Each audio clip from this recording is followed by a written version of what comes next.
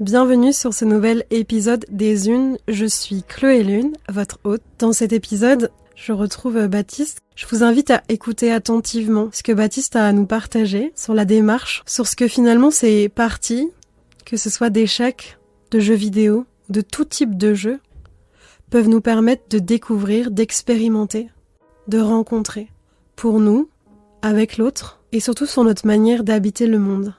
En se laissant embarquer dans ce que le jeu nous propose, en étant attentif à l'écoute, en se laissant la possibilité d'observer ce que ça nous fait ressentir, ce médium nous offre une porte d'entrée à la découverte de nous-mêmes.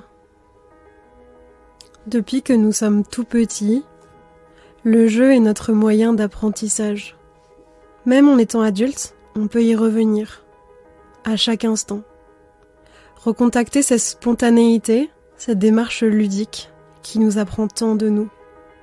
Avec Baptiste, dans cet épisode, on s'est dit que pour se découvrir, on n'avait pas besoin d'en chier et qu'on pouvait utiliser ces supports que sont les jeux comme terrain de découverte et d'exploration. Quand on s'est rencontrés, c'est dans un festival où tu proposais des parties d'échecs. Non pas forcément pour apprendre à jouer aux échecs, mais plutôt pour se servir de ce qui pouvait se passer dans la partie ou dans l'interaction avec la personne avec qui on joue, pour passer un moment en fait, on va dire qualitatif, de découverte et de rencontre. Et j'ai été assez intriguée. Et du coup, je suis venue aussi participer à une partie. En fait, tu avais installé plein de, je sais pas comment on dit ça, de tables, comme... Oui, sur une table, il y avait des échiquiers. Voilà, sur une table, il y avait plein d'échiquiers. Du coup, il y avait pas mal de personnes en fait qui étaient là, qui jouaient l'une face à l'autre. Mais il y avait aussi toute la dimension géométrique en fait, des joueurs qui étaient à droite et puis des joueurs qui étaient à gauche. Et puis finalement, ça fait un peu comme une grande tablée de cuisine. Et j'avais de la curiosité en fait parce que ce que t'apportais, c'était de dire à travers le jeu, à travers cette rencontre, en fait, on va pouvoir aller se découvrir et en connaître un peu plus sur soi et sur l'autre.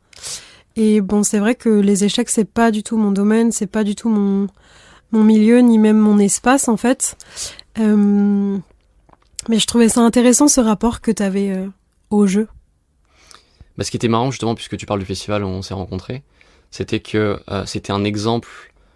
C'est vraiment ce qui m'a convaincu que le jeu avait vraiment une portée incroyable sur la découverte de soi.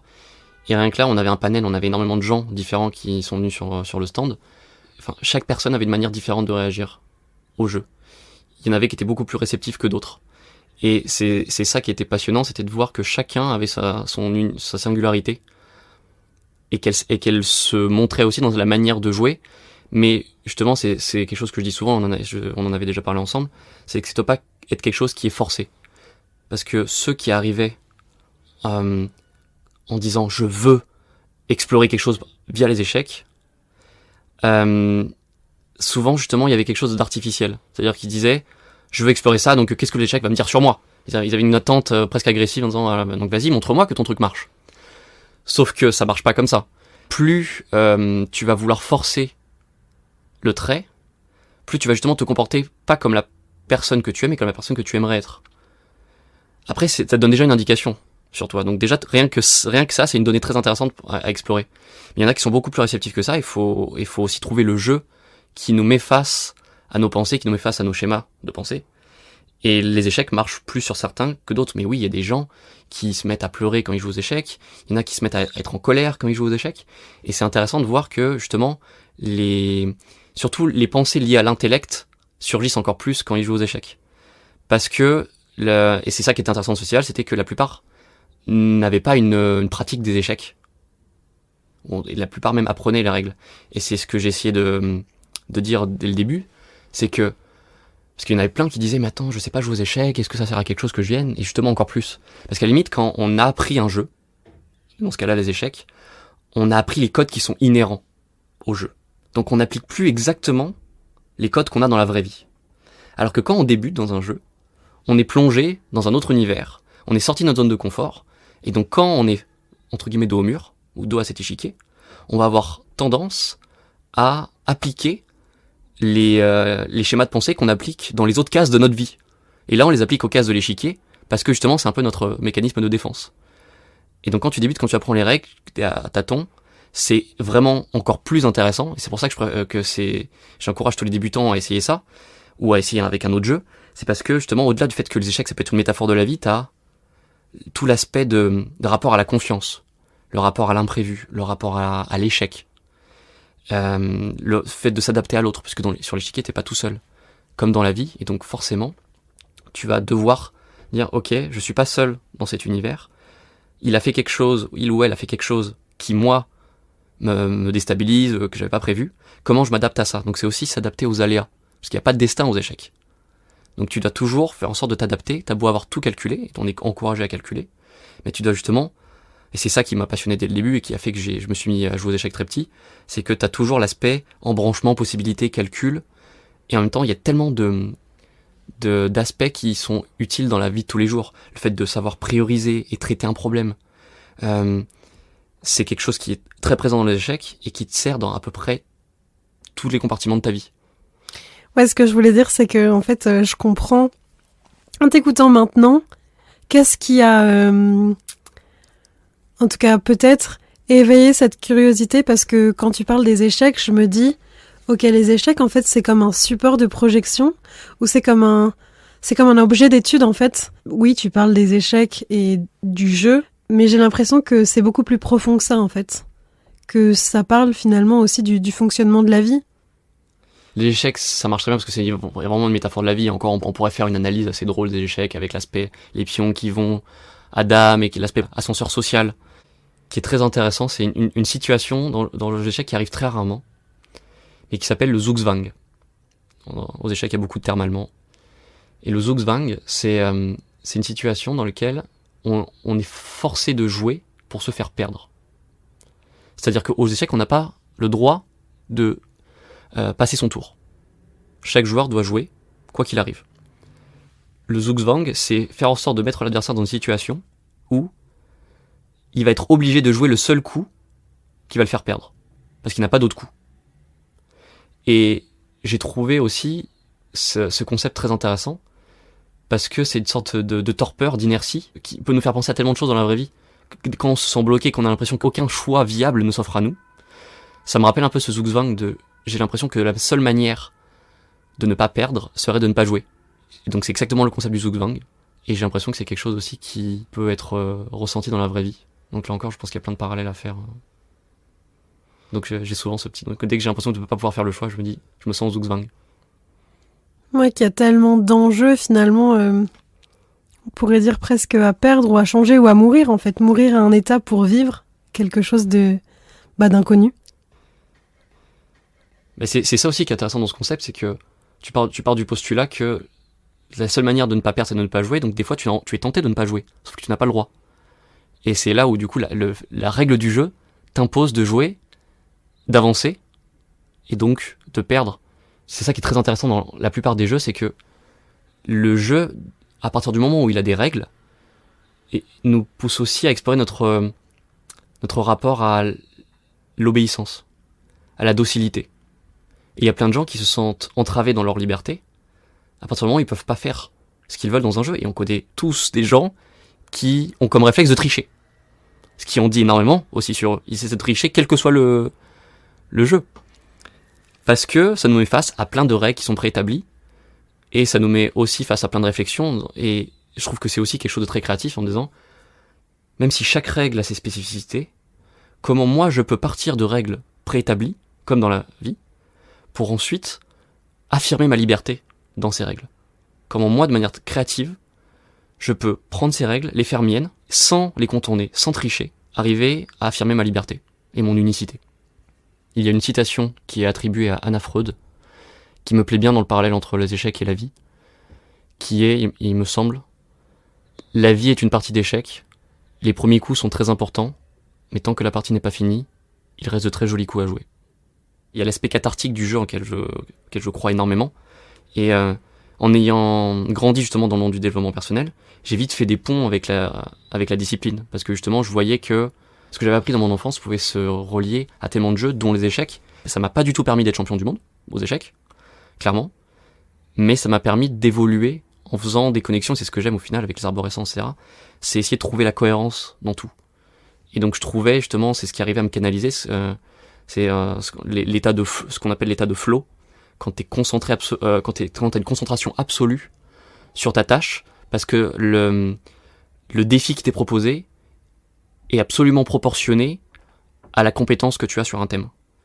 Et donc moi justement j'avais essayé plein de sports, j'avais essayé plein de jeux différents, et les échecs justement avec l'aspect arborescent, calculer les variables, les variations, faisait que j'étais complètement dans le jeu, parce que en fait c'était un des rares jeux qui arrivait à tellement me happer que je n'avais pas besoin de penser au reste. Ce que tu m'as dit quand on a préparé cet épisode ensemble, c'est que finalement ça te faisait aussi revenir dans ton corps en fait. Oui, j'ai souvent l'impression d'être assez déconnecté de mon corps, parce que justement je suis tellement dans mon esprit que mon corps est un peu délaissé. Donc oui, donc aux échecs forcément le corps est pas très sollicité, à la rigueur on appuie sur la pendule, on note les coups, mais ça me permet justement il y a un aspect presque méditatif quand tu fais une partie d'échecs en compétition de 4-5 heures. Tu comprends déjà pourquoi on appelle ça un sport, parce que c'est reconnu comme un sport officiellement, et tu comprends quand tu as fait une partie de 4-5 heures, je crois qu'il n'y a rien de plus éreintant. Tu as tellement calculé, tu t'es tellement donné. Je crois que c'est Kasparov qui disait qu'il n'y a pas de sport plus violent que les échecs, parce que ton esprit a tellement été canalisé sur un combat féroce que oui, à la fin tu es complètement fatigué, encore plus quand il y a une pression derrière, qu'il y a un enjeu. J'ai pas mal pratiqué les échecs en équipe, quand tu as ton équipe qui est derrière toi, qui attend ton résultat, que tu sais que tu peux marquer le point décisif, etc. Il y a quelque chose de presque transcendantal qui s'opère là, et qui est assez fascinant, mais il n'y a pas besoin d'arriver à ce niveau-là. Je pense que je dis souvent que les bénéfices des échecs sont presque indépendants du niveau auquel il est pratiqué, et ça vaut, je pense, pour la plupart des jeux. C'est que la plupart des gens ont des pensées limitantes qui font qu'ils osent pas aller vers les échecs ou vers d'autres jeux, parce qu'ils ont plein de pensées limitantes sur eux-mêmes, sur l'intellect. Il y a plein de gens qui ont cette pensée plus ou moins consciente de je suis bête, ce qui est cérébral, c'est pas pour moi. Et en fait, on s'en fiche, parce que on peut aussi découvrir que aux échecs, il y a une part d'intuition, de créativité. Et ça, c'est aussi par rapport à plein de gens qui ont peur justement de faire le mauvais choix. Et ça aussi, ça dit énormément de choses sur... Comme le jouer, c'est faire des choix, et les échecs, c'est faire des choix. Ça met en exergue énormément de peur de gens qui justement se disent « Ah, j'ai pas... » Et moi le premier. Comme justement, j'ai souvent ces pensées qui se chevauchent, et là, c'est relié à plein de choses, mais j'ai peur de faire le mauvais choix. Et donc, mon défaut, entre guillemets, aux échecs, c'était que même si j'avais exploré énormément de choses, parce que les échecs, ça te sert aussi à arriver à savoir directement quels embranchements tu as envie d'explorer, ceux qui sont vraiment dignes d'intérêt, et ceux qui sont beaucoup moins intéressants, qui peuvent être délaissés directement. Parce que justement, ça t'aide à être ouvert d'esprit, mais mesurément. C'est-à-dire que tu es ouvert d'esprit, tu explores le maximum de choses, parce que tu dois avoir tout l'échiquier dans sa globalité, sans pour autant dire ok, je vais tout explorer, puisque tu sais très bien, par intuition ou par réflexion ou de manière empirique, qu'il y a des embranchements, il y a des coups, il y a des pistes que t'as pas envie d'explorer, parce que tu sais que ça mène vers une impasse. Et donc ça évoque aussi les limites en fait. Oui, justement, c'est comme on est, encore une fois, on n'est pas un ordinateur. Donc aux échecs, quelque chose que mon entraîneur appelait les coups candidats. Tu es obligé de prioriser et dire, ok, quels sont les coups candidats, quelles sont les vraies pistes qui méritent d'être explorées, et arriver directement à dire, non, ça, je ne veux pas l'explorer, parce que je sais que ça mène vers une impasse, et là aussi, ça te permet de gagner du temps. Quand tu sais quelle piste explorer et quelle piste ne pas explorer dans la vie de tous les jours, ça t'aide aussi à apaiser tes pensées. Je dis souvent que l'échiquier est un miroir en noir et blanc. Au-delà du fait que les cases sont blanches et noires, il va te montrer tant ce qu'il y a de positif dans ta manière de penser que ce qu'il y a de plus négatif, ce qu'il y a de plus sombre. Et c'est ça qui est très intéressant, mais qui peut justement s'extrapoler à plein de jeux. La première fois qu'on m'a sensibilisé au fait que le jeu pouvait être cathartique, ou en tout cas que le jeu pouvait être un symptôme de ta manière de réfléchir, de ta personnalité, c'était en jouant au tennis, parce que ma professeure, je devais avoir 8-9 ans, ma professeure de tennis qui s'appelait Monique Salfati, qui je repense de temps en temps, qui était adorable, et on parlait beaucoup pendant qu'on jouait au tennis, pendant ses cours de tennis, on parlait beaucoup, et elle me disait, et tu voyais qu'elle disait ça d'expérience, que tu vois la manière de réfléchir, tu vois la personnalité des gens transparaître dans leur manière de donner des coups au tennis. Tu vois leur manière tu vois leur manière de filouter, tu vois leur manière de se cacher, d'être paresseux. Et ça avait été assez intéressant pour moi. C'est je crois, une des phrases qu'elle a dites qui m'a le plus interloqué en disant ah ouais, donc comme forcément je faisais des liens avec la psychologie dès l'enfance, je disais ah ouais, donc le jeu te permet de faire remonter ta personnalité, c'est génial comme principe. Parce que c'est que j'ai l'impression que là, on est à une époque où on s'ouvre à de plus en plus de manières d'explorer notre esprit. On est vraiment loin de l'époque où c'était la psychanalyse traditionnelle et qu'on s'arrêtait à ça. Maintenant, chaque année, presque chaque mois, tu as 10 000 nouvelles manières d'apprendre sur toi qui sont proposées.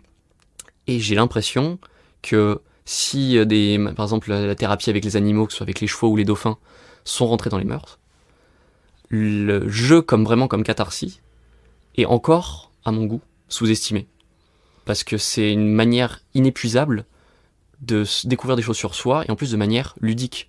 Parce que pourquoi découvrir certaines choses dans le sang et les larmes, alors que tu aurais pu le faire en t'amusant, en rigolant. Donc c'est aussi une manière de le faire de manière plus pérenne, de manière plus douce, qui est complémentaire avec plein d'autres formes de thérapie beaucoup plus profondes, beaucoup plus poussées. Il y a aussi le fait que c'est accessible, parce que quand tu dis jeu, tu dis pas jeu d'échecs, tu parles de tout type de jeu, on est d'accord ? Oui, c'est aussi, je pense, lié à donc, une des frustrations que j'avais quand j'étais enfant, c'était que je voyais, justement en grandissant, je voyais mes parents faire des séminaires, et c'était dur pour moi d'expliquer ce qu'ils faisaient. Parce que je me suis toujours senti à part des autres enfants, parce que j'avais l'impression d'avoir ressenti une éducation tellement différente que je pouvais difficilement connecter aux autres. Je me sentais un peu comme un extraterrestre. Donc j'ai dû après me faire l'effort de rentrer dans ce moule. Mais quand j'étais petit, je voyais que j'avais accès à plein de concepts que les autres enfants n'envisageaient même pas. Et j'avais cette frustration de dire pourquoi les autres enfants n'ont pas accès à ces concepts. Parce qu'au début, j'avais une sorte, entre guillemets, d'arrogance, dans le sens où je disais oui, mais moi, on m'a parlé de telle chose, pourquoi les autres, pourquoi c'est pas le b.a.-ba de tout le monde? Et en fait, ensuite, cette arrogance s'est un peu transformée en ambition, en disant je comprends pourquoi les autres ont des manières de penser tellement différentes de la mienne, comment je peux faire en sorte de sensibiliser les gens de la manière la plus douce possible, la plus bienveillante possible, pour justement qu'ils puissent eux aussi faire ce chemin que j'ai eu la chance de faire très très jeune. Il n'est jamais trop tard. Donc je me disais comment faire en sorte de créer des ponts et de faire en sorte que plein de concepts qui, moi, me paraissaient évidents soient à la portée de tout le monde. Et donc oui, c'était cette frustration de voir que tu pouvais faire un séminaire avec 20, 50, 100 personnes. T'avais toujours touché une partie très minime de la population. Oui, et puis ils étaient déjà initiés, ils avaient déjà cette intention-là de venir, parce que ne vient pas tout le monde en fait au développement personnel, parce qu'il y a déjà plein de choses qui sont cochées, enfin tu vois, avant dans la sécurité, dans la possibilité, dans l'argent que ça coûte aussi. Exactement. En fait, j'avais l'impression que tous ces gens-là, même si je voyais une différence énorme entre l'avant et l'après, d'ailleurs du coup quand j'étais petit, quand on me demandait ce que faisaient mes parents, je disais mes parents rendent les gens heureux. Parce que c'était la sensation que j'en avais. Donc c'est mignon venant d'un petit de 5-6 ans en disant ils rendent les gens heureux, parce que j'avais du mal encore de savoir ce que c'était la thérapie, la psychologie, c'était encore un peu abstrait. Mais j'avais du coup cette définition un peu abstraite. C'était frustrant parce que c'était avec des gens qui étaient déjà initiés, donc qui avaient déjà fait l'effort, ils avaient déjà fait la moitié du chemin. Parce que le problème, c'est que la plupart des gens ne font même pas ce premier pas. Donc quand tu fais ce premier pas, c'est que déjà que tu es dans une démarche de découverte de soi, dans une démarche de vouloir réapprendre certaines choses. C'est du travail micro qui est fondamental, mais j'avais aussi cette envie de faire du travail plus macro. C'est-à-dire que j'avais pas envie de parler uniquement, de parler exclusivement aux gens qui sont déjà intéressés par le développement personnel et qui ont déjà fait une partie du chemin. J'avais envie de m'adresser à vraiment tout le monde de manière beaucoup plus ample, de parler aux fans et aux profanes, de parler vraiment aux moldus, ceux qui n'ont aucune idée de ce que c'est que le développement personnel, parce que je pense qu'il y a un travail de fond derrière, de sensibilisation, qui justement, si on veut qu'il y ait un vrai changement sociétal, doit pas s'adresser qu'aux gens qui font cette démarche. Donc oui, le jeu, c'était une manière de parler à plus de monde, et donc pour moi, le jeu et les histoires, c'était les deux plus grands vecteurs d'émotion, et c'est pour ça que je me suis voulu tourner aussi vers l'écriture. parce que j'ai vite constaté que l'écriture était mon talent principal.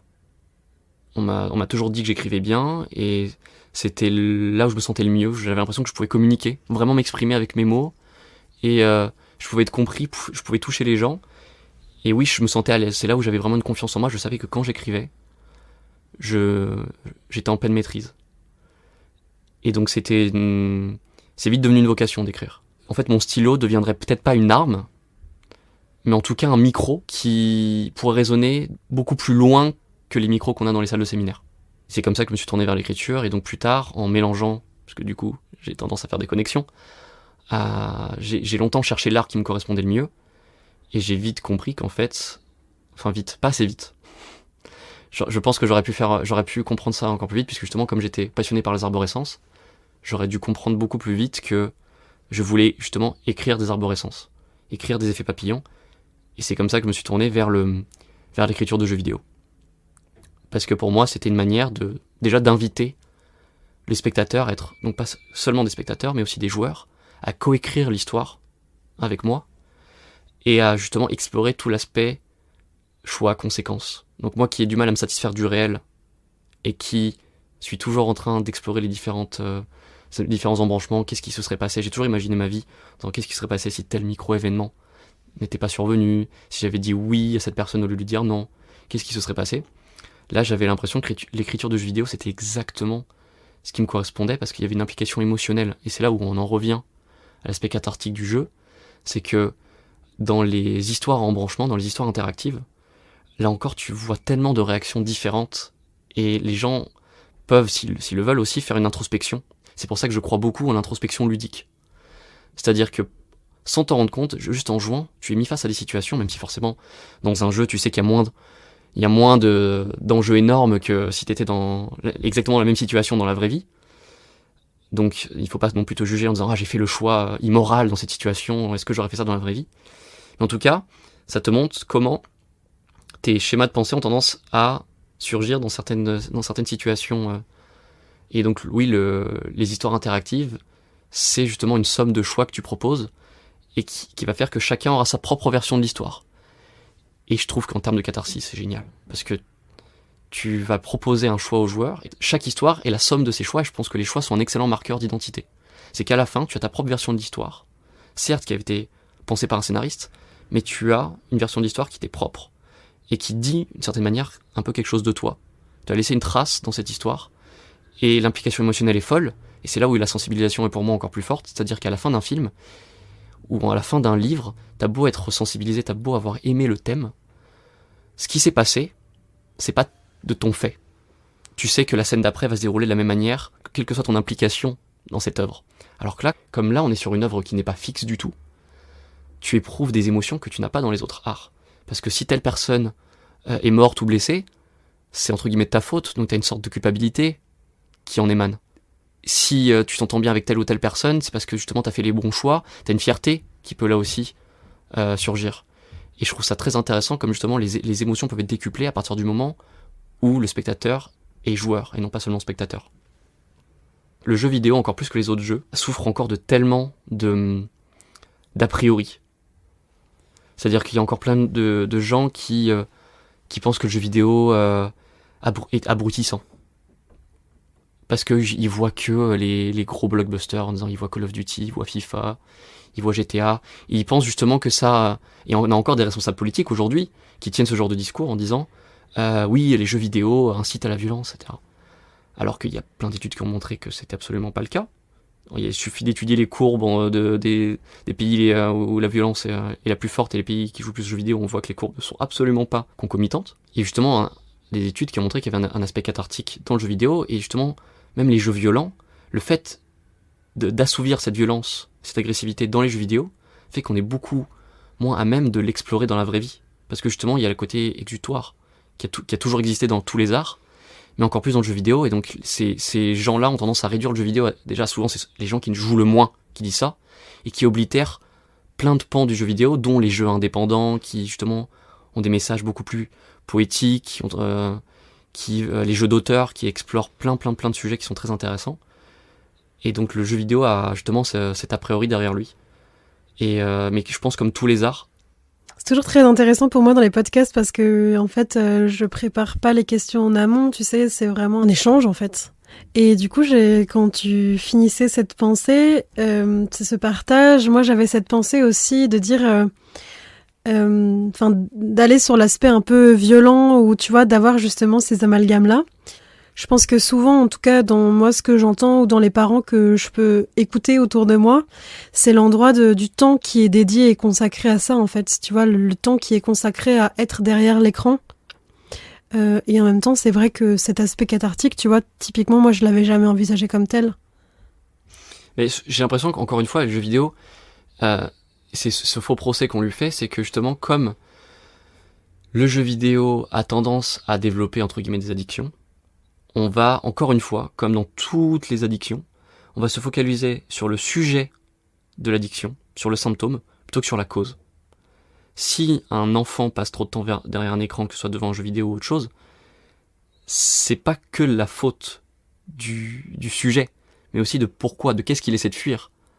Et ça vaut pour tout type d'addiction, c'est que si on essayait de ne pas tomber que sur le sujet de ce qui sert de diversion, mais sur ce que les personnes essaient justement de fuir, je pense qu'il y aurait un débat beaucoup plus sain par rapport à ça, parce qu'au lieu de dire, ok, en quoi le jeu vidéo ou la télévision ou toute autre forme de drogue, comme certains aiment les appeler, on va se dire, ok, pourquoi les gens en viennent à développer une addiction ? Parce que quelqu'un qui a un comportement addictif, si c'est pas le jeu vidéo, ce sera avec autre chose.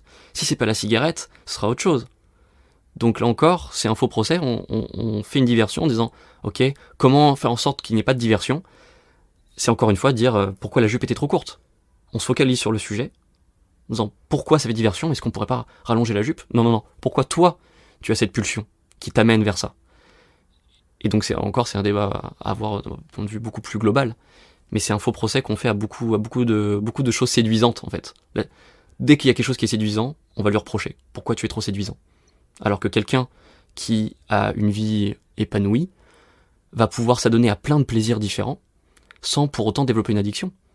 Et j'ai énormément joué dans ma vie, et ça a pu être un refuge, des fois les jeux vidéo, mais à partir du moment où je me sens bien dans ma peau et je me sens bien dans ma vie, j'ai un temps complètement... pourtant je suis dans le jargon, on appelle ça les hardcore gamers, ceux qui passent énormément de temps à jouer aux jeux vidéo. Déjà ça doit dépendre des périodes, et c'est pas une fatalité, c'est-à-dire que ça va dépendre aussi d'un jeu qui nous happe à un instant. Si on aime les autres compartiments de notre vie, il n'y a pas de raison qu'on se réfugie et qu'on s'enferme dans quelque chose. Donc encore une fois, c'est un faux procès, je pense, qu'on fait aux jeux vidéo. Et donc par rapport à tous ces thèmes-là et les faux procès qu'on fait aux jeux et aux jeux vidéo en particulier, j'avais envie justement d'extrapoler en justement montrant que tous les arts ont dû batailler pour s'affirmer quand ils sont nés. Et donc j'avais envie de lire un extrait d'une section qui s'appelle Histoire parallèle, dans le livre de Mathieu Triclot qui s'appelle Philosophie des jeux vidéo. Et qui, à un moment, dit « Le jeu vidéo est un passe-temps d'illettrés, de créatures misérables, ahuries par leurs besognes et leurs soucis. Un spectacle qui ne demande aucun effort, qui ne se pose aucune suite dans les idées, ne soulève aucune question, n'aborde sérieusement aucun problème. Le dynamisme même du jeu vidéo nous arrache les images sur lesquelles notre songerie aimerait s'arrêter. Les plaisirs se succèdent avec une rapidité fébrile, si fébrile que même le joueur n'a presque jamais le temps de comprendre ce qu'on lui glisse sous le nez. Tout est disposé pour que l'on n'ait pas lieu de s'ennuyer surtout.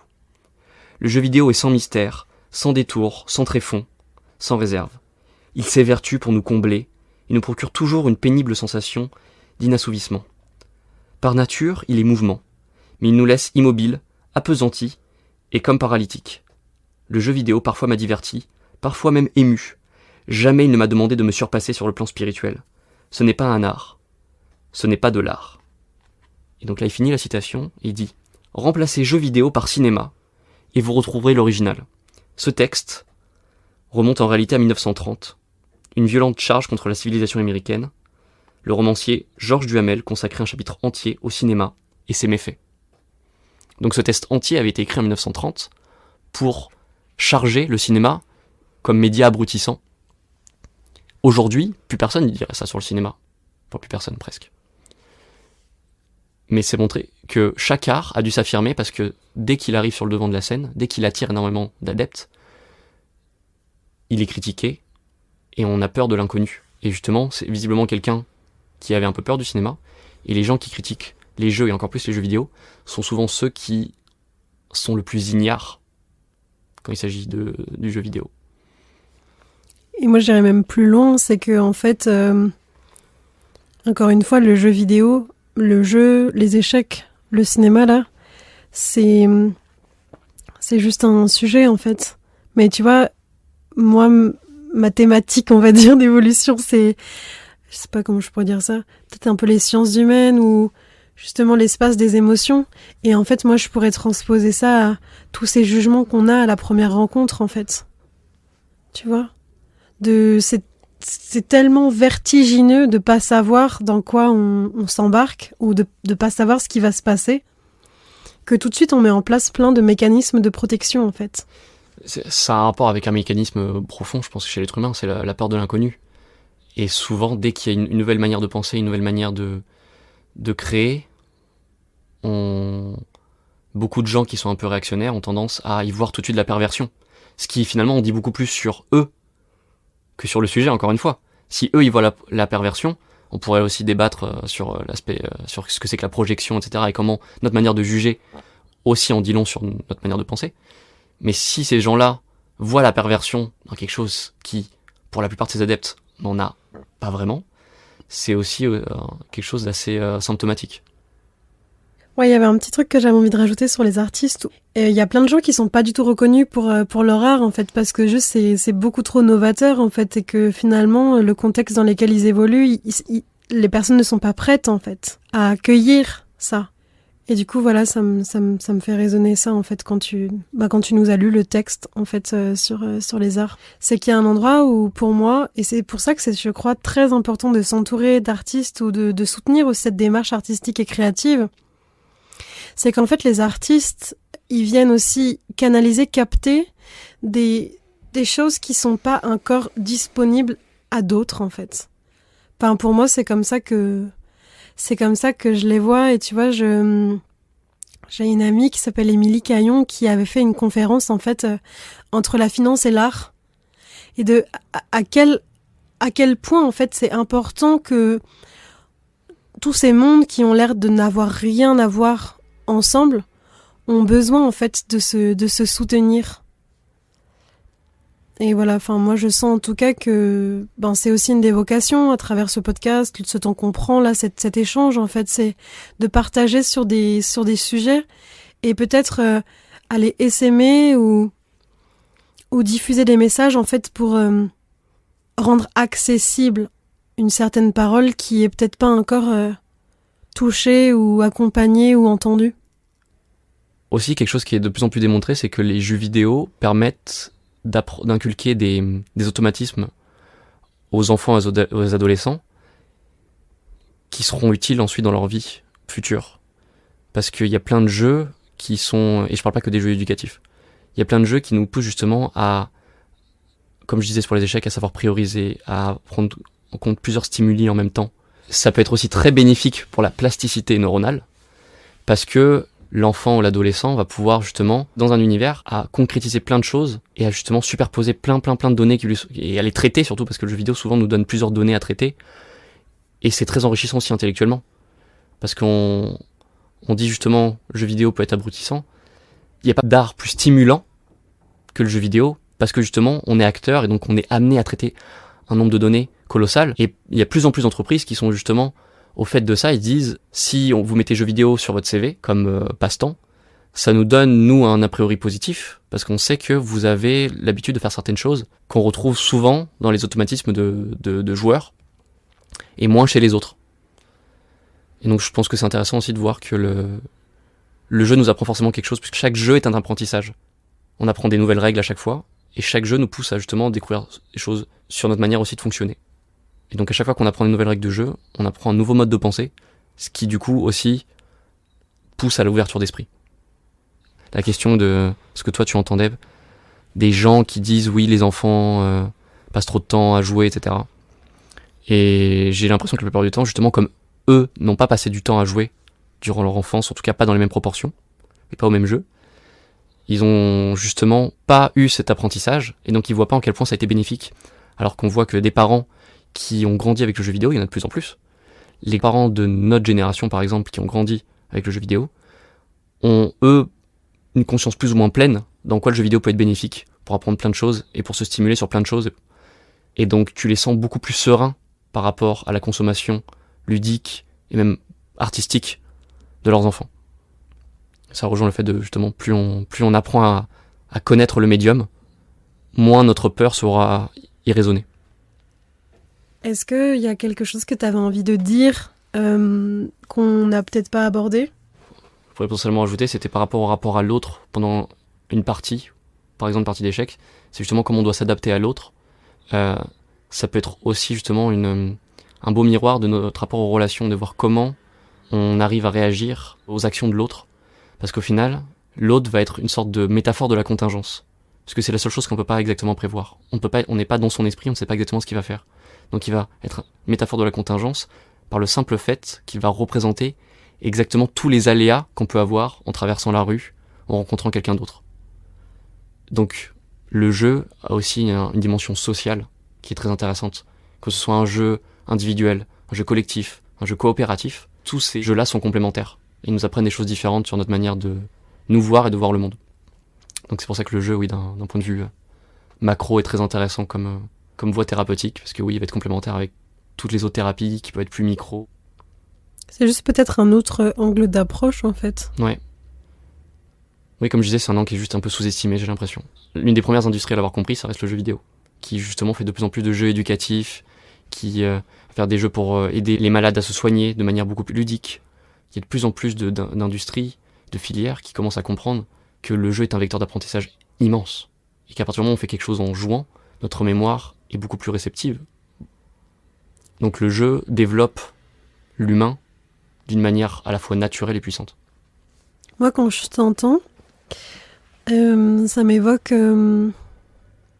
Et si c'était toi aussi ce messager, en fait, si finalement il n'y avait pas, Baptiste, un appel à pouvoir partager en fait tous les cadeaux que tu reçois en étant attentif dans tes rencontres avec cette intelligence qui est la tienne, de pouvoir justement diffuser, même si là je me dis c'est un peu un premier pas.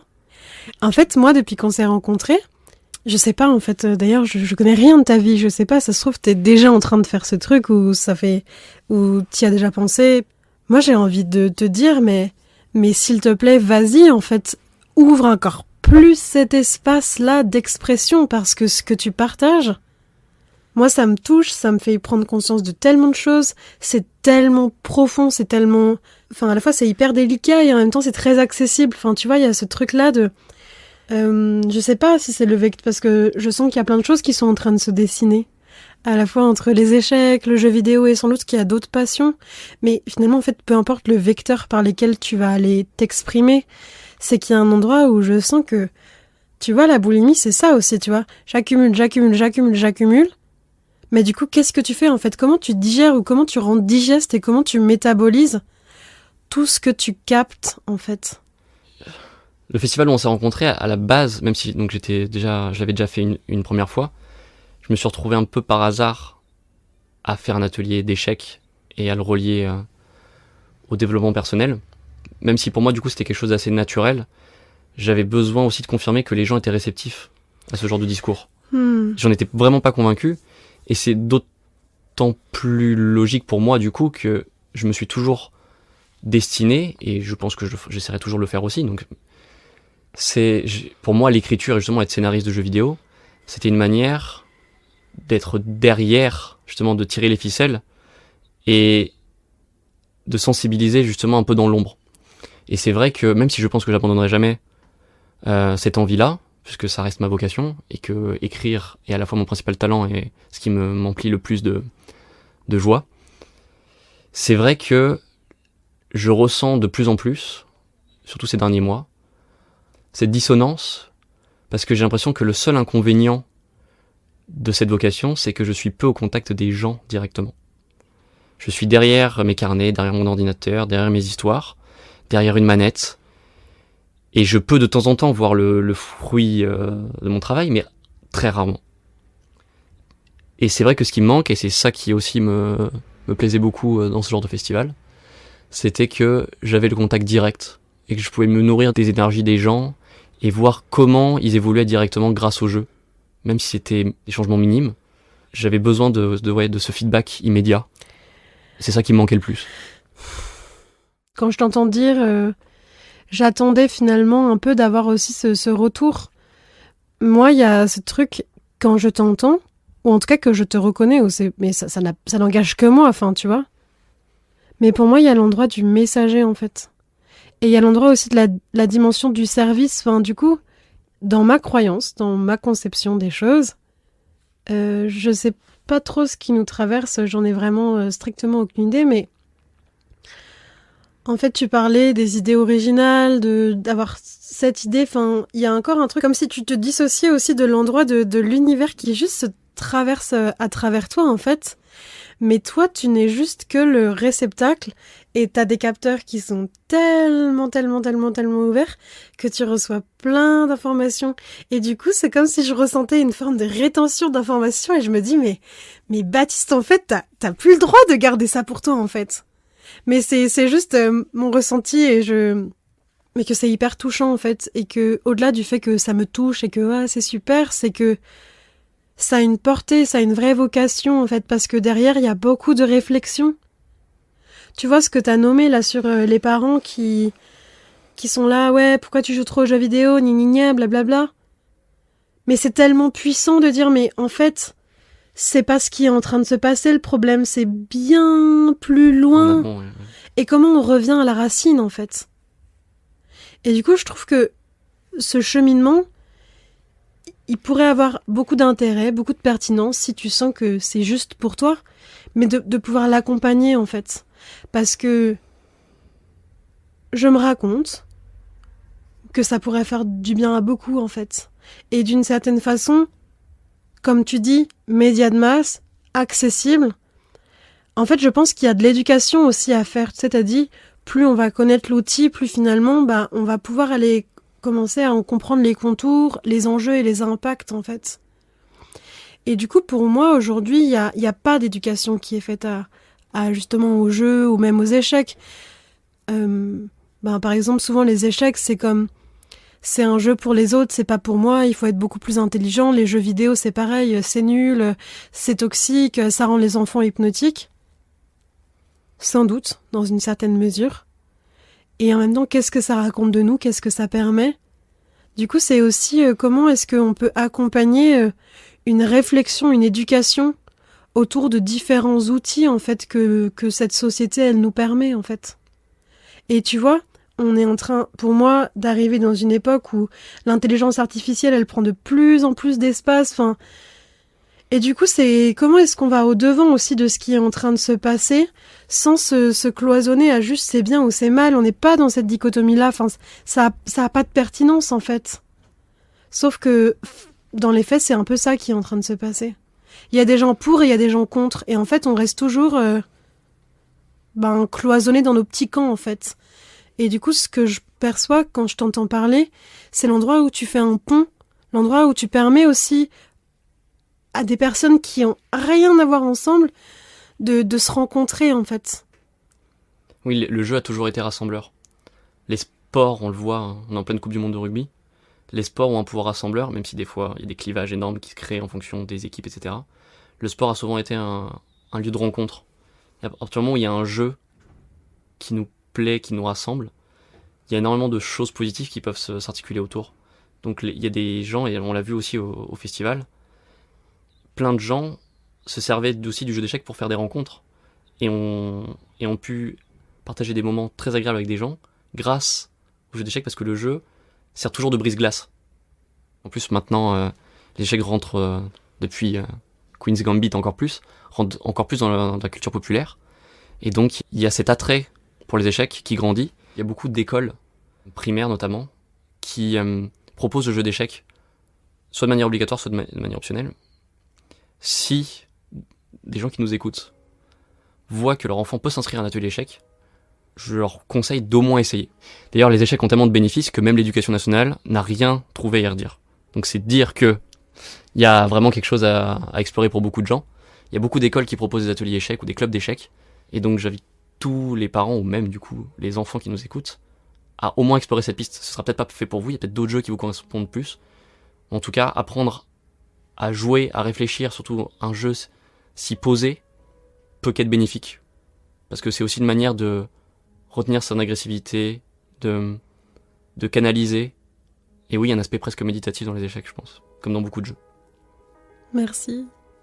Merci à vous d'être présente sur ce podcast, d'être toujours plus nombreux, de le partager, de contribuer à cette cagnotte, d'en parler autour de vous, de venir me parler quand on se rencontre en vrai ou de m'écrire.